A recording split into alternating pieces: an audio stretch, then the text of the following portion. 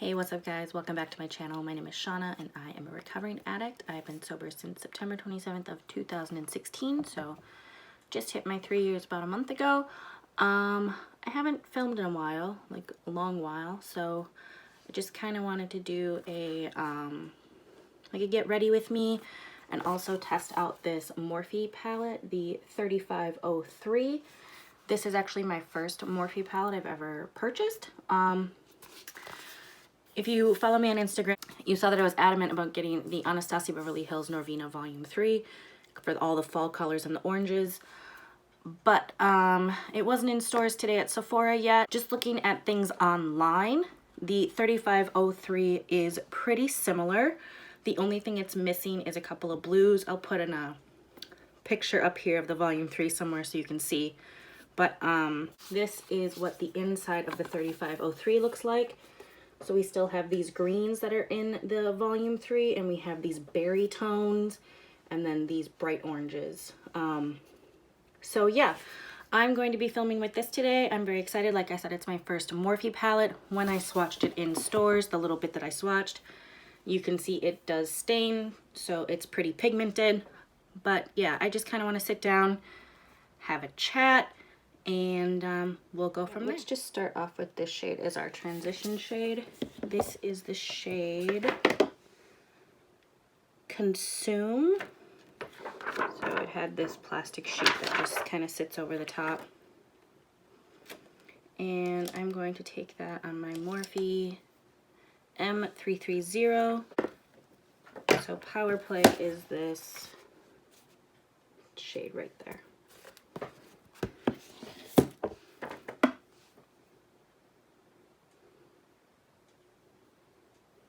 And it doesn't look so orange in the palette.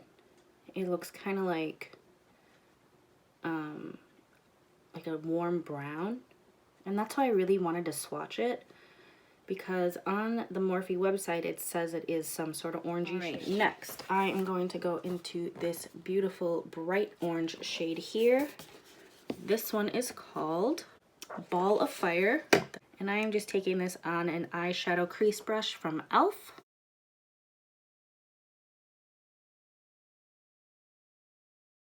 Okay. This is my Morphe M507, and I'm just not picking up any product, I'm just blending the two shades together.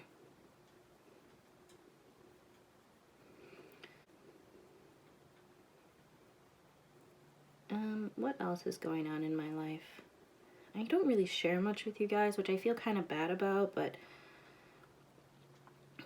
I don't really know like what's interesting to people.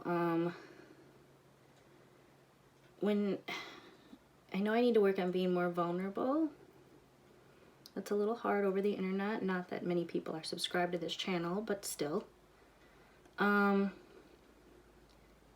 don't really know what to say. So my addiction, the friends that you have when you're in active addiction, you just talk about the addiction. So I'm gonna be 35 this year, and I don't know how to have a conversation with people. I've been sober 3 years. It's time to take it to the next level, which is breaking down the rigidity that is new recovery. And by that I mean you kind of build up these walls to not let people get in. I should say not you, but me. I was building up these walls to not let people get in because I had to focus so much on my recovery, and I couldn't actually trust myself to find good, healthy people. So I didn't, and I still don't really know what to talk about with people, especially because the things I do like to talk about are pretty in-depth things. I don't really do small talk too well, and I'm pretty introverted, so I don't know how to approach people. I don't know how to ask people, hey, do you want to go out and get a coffee sometime? Because I don't want it to feel weird. And it's not a dating situation. Like, I don't know. It's really hard for me. So it's something I'm actively working on, and I'm trying to start doing that now. but it's very difficult. And so, like I was saying, when you first enter recovery from whatever it is, all of your old friends, you were talking about your alcohol use, what you were drinking, what you like to drink. If you're a drug addict, it's the drugs you like to use, what your drug of choice is. Like, that's all that took up your life. So I don't know how to talk to people that doesn't involve that, because for so long that's what took up my life. So yeah, I'm struggling with that, but it is time, I can tell, to break down that wall and let people in, but I'm fucking terrified. Like, what do you say? How do you approach someone? How do you talk to people? Like, at my big age of almost 35 in a month and a half, I don't know what to do. I'm not complaining, I'm just saying, like, trying to help you guys understand, like, what it's like to, in essence, start over. Next, I'm going to take this beautiful pink shade here and deepen up my crease with it. And this is the shade Unstoppable. And this I'm popping right into my crease and just to deepen it up a bit. And I think the pink will make it a little bit easier to use a green shade.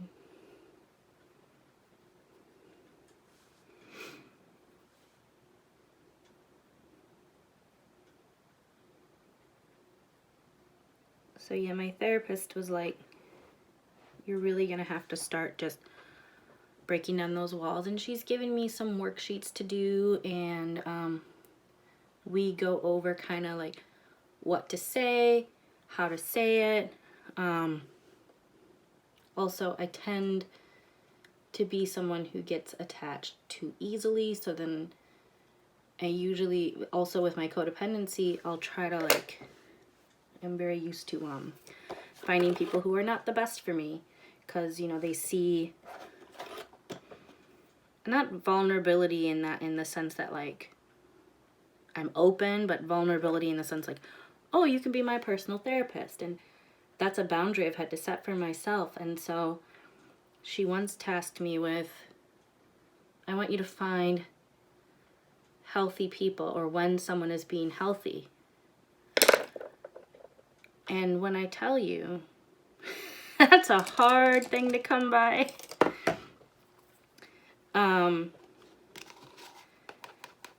Maybe it's just my pessimism, and also because I don't let a lot of people in. So, you know, I have like my work people and then my family. And it's like, nobody's healthy. But luckily, you know, I was able to report that my recovery community is healthy. And there's a couple of people I would like to hang out with and talk to. But again, you know, that's a fine line, because you do a check-in and you're telling people like how your last week was, and you don't want to take it's hard to separate what's okay to talk about in group setting and what's okay to bring outside of group setting, you know. And you don't want to necessarily reminisce about the way things used to be when you were in your active addiction. So that's hard too. Okay, I'm going to go back into that lightest shade, Consume, just to kind of bring it up a bit.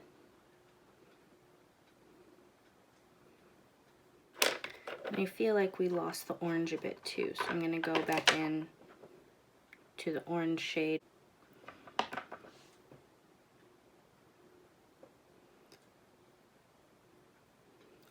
So while I've made great strides in being healthier mentally, I still don't really know how to take that to the next level with another human being. Which is kind of messed up, because, you know, I want connection, I want to have friends, I want to go do things with other people, but I just don't even really know how to go about that. So that's why I live so much of my life on the internet. At least there I can practice talking about other things. But yeah, I mean, it's hard to kind of jump into a conversation and be like, okay, well, what are your views on XYZ? you know, and that's just the stuff that I want to get to, or I want to talk about, you know, science, and I just kind of don't want to deal with the, oh, how's the weather? What kind of music do you like? Because that doesn't tell me who you are as a person. It doesn't tell me where your views align. It doesn't tell me who you are at your core. So it's a little difficult. Notice there's really no light inner corner highlight shade in this palette. So I think what I'm going to do, and it might look weird, and if it does, we'll just wash it off. But I'm going to cut my crease and then put that shade on, and then use this as my inner corner highlight. I think that'll be fun. A little bit of contrasting color scheme. All right, I'll be right back, guys. Okay, guys, I did put orange on one eye. I did find out that, at least with this shimmer here, the Morphe shimmers do apply a little bit better with your finger. So that's what I will do on the other side.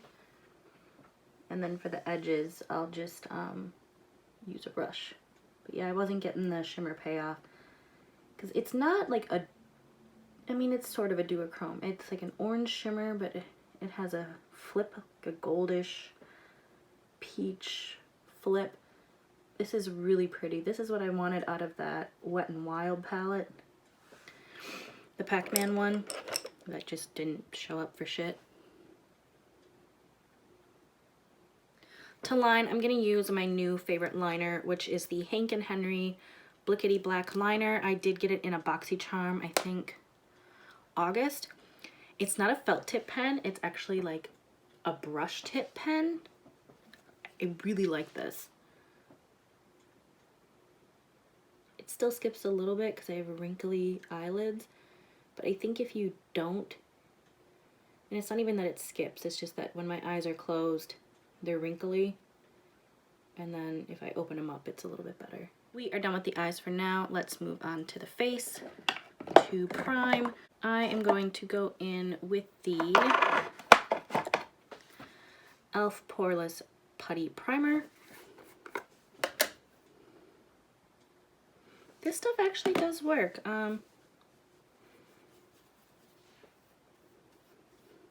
It is not as seamless feeling as the Tatcha, but it still works. I also will say I personally don't think it's as blurring, but it still blurs. It's not bad. Okay, we are going to use the Anastasia Beverly Hills foundation.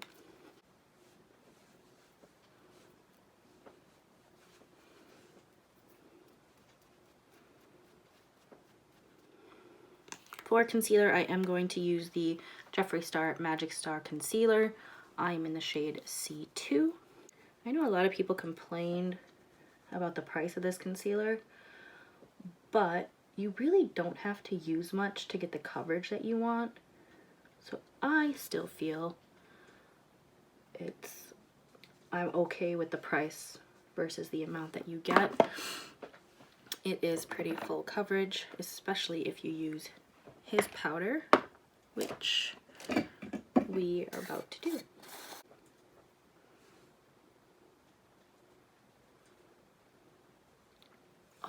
The blurring effect that happens with this powder, and I will say this, if you're gonna splurge on one, I really honestly would splurge on the powder. It smells amazing, first of all, but it really honestly does blur. It's so good. I'm going to use this cheek palette from Wet n Wild to bronze with today.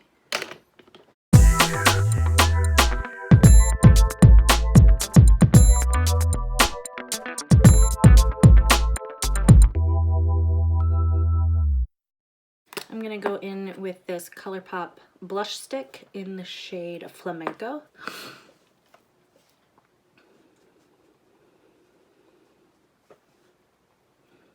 And I've noticed a little goes a long way with these sticks. I've really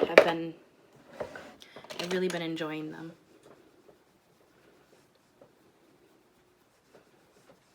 We'll go in with Old Faithful here. This is Jeffree Star Cosmetics Skin Frost in the shade Sarcophagus.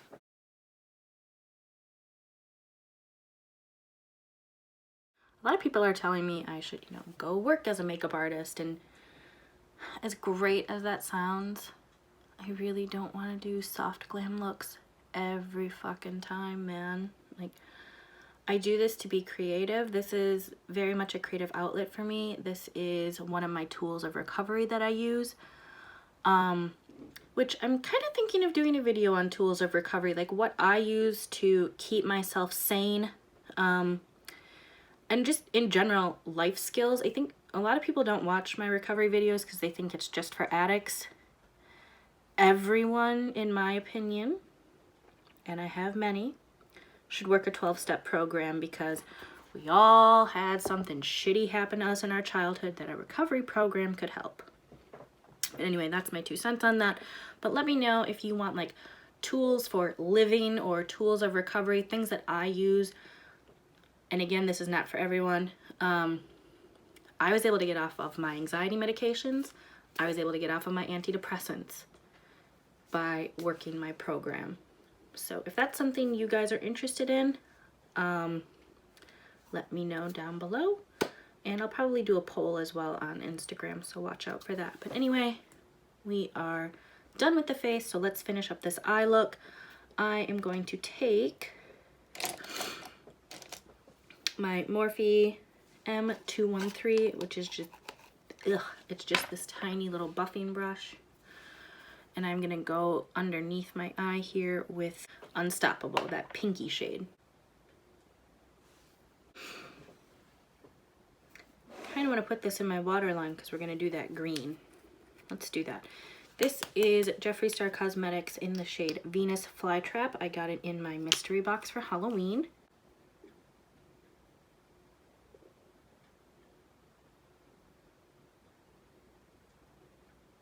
Okay, next I'm going to take that orange shade again, that Ball of Fire, and blend that into the pink down here. So I'm going to take that shimmer green shade called Power Play. It's this one here. And this is just on like a little pencil brush. And I'm just going to pop that in the inner corner.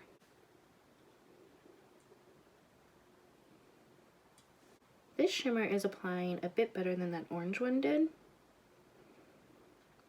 Let me know down below if you guys want a full review of this palette where I like swatch everything and I try to use as many colors as possible, because I've only used 3. So let me know if that's something you want. Okay. Pop on some mascara.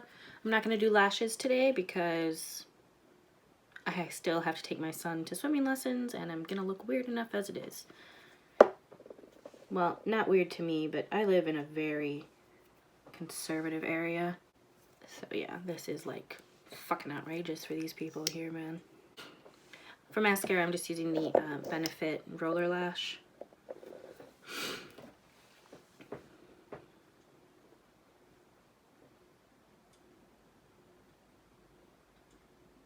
Feels so shitty. I was like, oh, I'm gonna, you know, tell you guys what's going on with my life. Still really didn't, because I'm scared shitless too. Still not vulnerable. Since the eyes are ridiculously vibrant, we're gonna do a nude. Yeah, I think I'm gonna do Celebrity Skin from Jeffree Star, because it's a bit darker.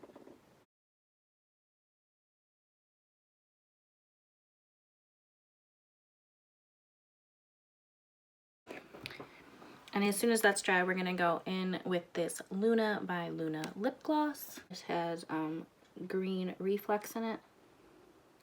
So I think that will look cool. Alright guys, this is the finished look. Let me know down below what you think. Let me know what you think of this palette. Do you want a full review where I do swatches and try to use a whole bunch of colors? We also haven't tested out that glitter that's in there, but let me know.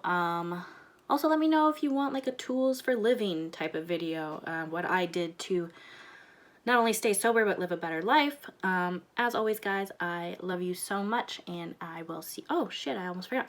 As always, please like and subscribe, and hit that bell notification so you can be notified anytime a new video is loaded. Please do follow me on Instagram, Twitter, and Facebook at Recovered Feminist. And I love you, and I will see you in the next one. Bye!